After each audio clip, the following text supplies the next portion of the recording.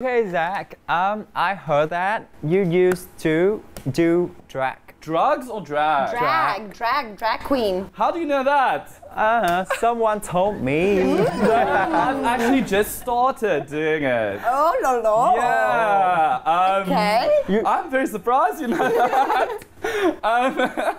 Yes, I've just started doing a bit of drag. It's so much fun. I can imagine. It must be so nice. It is. It's very interesting in Vietnam where everything is made for a small girl to try and find clothes for this body. Yeah. I've really started experiencing my feminine side, which I never did before, and it is so cool. Right. Yes, I was down the street the other day and I was like getting fitted for my corset. And like this little Vietnamese lady, she can't speak a word of English, but she was just like lacing me into that corset. Yeah, I've just started doing, so hopefully stage near you. Actually, I've seen drag shows by Gender Funk. Yeah. Gender Funk is one of the events that does drag shows, and the shows are amazing. It's so really high good. power, so like high energy, so like free. Yeah, and it's such a safe space. Like, if I go to a Gender Funk event, I usually dress up as a girl. Like, don't put makeup on, just a boy in a dress. And like, people don't bat an eye. Like, it's like, yeah, you do you. You do you, boo. And it's great. It's given me like the confidence and the self-empowerment to start doing drag. Yeah. And I know in South Africa we have two cultures, which is English and Afrikaans. Hearing from your accent, I think that you are Afrikaans. Yes, I come from a very Afrikaans community. When I was growing up, the Afrikaans community is quite like a man should be manly and a girl should be girly. I don't know, did you experience that? Definitely.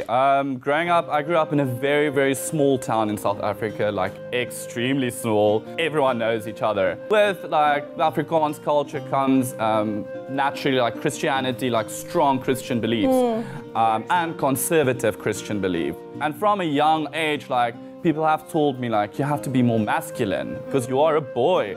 You have to play certain sports. You shouldn't play with dolls, even though I did in my spare time. But yeah, so like there was very strong lines between male and female, or masculinity and femininity, very, very strong. And I just never fit in it. I never could wrap my head around the idea like, why am I not allowed to wear pink? Why? Do you ever wear pink? Sure, but not so strong. Just like subtle. Yeah, subtle. You were subtle, okay. You've been to many countries, so what do you think about LGBT community in Vietnam? I really like it. Back in South Africa, I didn't have a lot of gay friends because before that I had a very tight-knit group of friends. For someone who comes like from a bit of a broken family, like your friends becomes your chosen family. But after I came out, I still didn't have any gay friends. So I wasn't exposed that much to the LGBT experience in South Africa. But when I came to Vietnam, Alushka. Didn't say anything. I didn't know this was a dating show. So when I came to Vietnam, like I was feeling very depressed, and I am quite a social person, so not knowing anyone was quite difficult for me. And I looked myself in the mirror and I said to myself, you know, Zach, you're going to lift your chin up once again. And I lifted my head up and I was like, I'm gonna be the truest me, and I'm not gonna put myself in the position which I was in when I came here. So I really threw myself into the LGBT community here for the first time. And I love it. Like, I think it's so open to anyone, like no matter your shape, your size, your color. It is just incredible how everyone gets celebrated for what you are. Like, when I was back home, I was always go to a gay club. I always felt very self-confident for being a bigger guy, and like, I don't fit in here, and like, I'm too hairy. Like, we're here, I think it's probably like, you love what you don't have. Bonus. It's a bonus. So like, they live for all the hair and everything. I was like, yes. And you feel special, to be honest. You do. Like, if someone comes up to you in a club, it's like, dude, you're looking so hot. I was like, you're just like, you stand up in the mirror and I'm like, feeling myself. Yeah, like, I'll sleep with you on the first date. But, how many guys have you dated in Vietnam? I've probably like seriously seen 2 guys. I feel that in the dating community between a Westerner and an Asian person, there's still a difference in traditional Vietnamese dating style and how, for example, South African people date. Yeah. Definitely, and I think I think in the beginning when I got here, that was a bit, I wouldn't say an issue, but it was difficult for me to date Vietnamese guys because firstly, humor. I want to be funny and I want to make jokes, but like they never understand the jokes I crack. Would you say that you have yellow fever? Strong, yes. Do you know what yellow fever is? No. Okay, so let me explain to you what is yellow fever. Before I came to Vietnam, I was not interested in Asian people at all. There's obvious distance between us because of our culture. But then somehow one day, there was a day I met a guy and that guy changed my life. Oh, I guess he came from Japan. Oh, no, that's my current boyfriend. My ex-boyfriend, or even the guy before them. It was just a random fling. But this guy really changed the way that I thought about Asian people. And then, wham, bam, I have yellow fever. It's hard for me to find white men attractive again. For me, I feel that I'm much more attracted to Asian people now. Yeah. And we call that yellow fever. Also, if you got like attraction on Western people, like it is white fever. Let's think about it. What would we call it? In the gay community, we call Vietnamese guys that only date Westerners potato queens. Potato queen. Because Westerners love potatoes, and the Westerners that only date Vietnamese are called rice queens. A rice queen. Oh, yeah. So I understand rice queen and potato queen. Potato queen. Okay, I like that. That's very interesting to know, actually. May I ask you, when did you have your first love? Yeah, so I was dating a girl back still in South Africa when I didn't come out yet. But I don't think that was love. That was protection from people. Yeah. But then I was dating a few guys, but there was just never, I don't know, there was never a click. Like, and then I left South Africa and I was living in London for a while. So I took a bus to Scotland. As I was driving out of the city, I was bored, so I was on Tinder, as one does. I matched with this guy, and he didn't really have a clear profile picture. So I sent him a message. There was just some kind of click. Like, I had no idea what he looks like. Like, his picture was very blurry and stuff.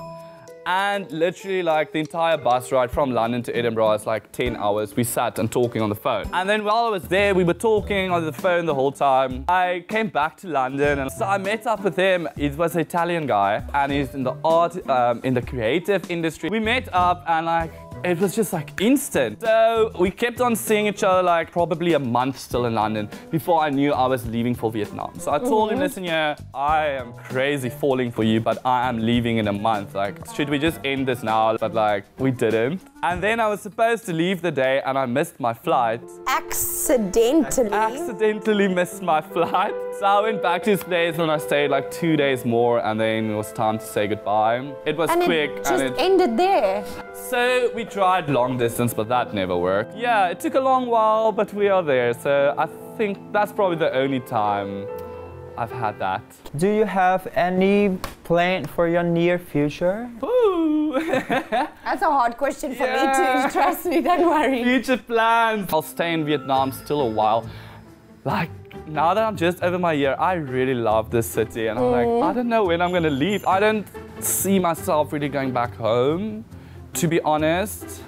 Many things, not just the LGBT experience. Like, I do think South Africa's LGBT community is very close. I feel like there's a lot of, like, South Africa is okay with gayness, especially in Cape Town. Yeah. But the gay people seem to be more like this kind of people, you know? Like, who are you to talk to me? Or you have to be some kind of standard to be able to speak to them. No, but that was my experience. Like, telling you being a bigger guy and being a hairy guy, like, that is not what they want. And I was like, this is all me. You take it. Yeah. Yeah, so, but not just that, there's other things as well. I don't particularly see myself going back. The happiest I've been in my life at this moment in time, like, and the closest to content I've ever been. And like, I want to savor that as long as I can. Like, oh, enjoy it. Yeah. Enjoy it as much as you can. You ever have that feeling?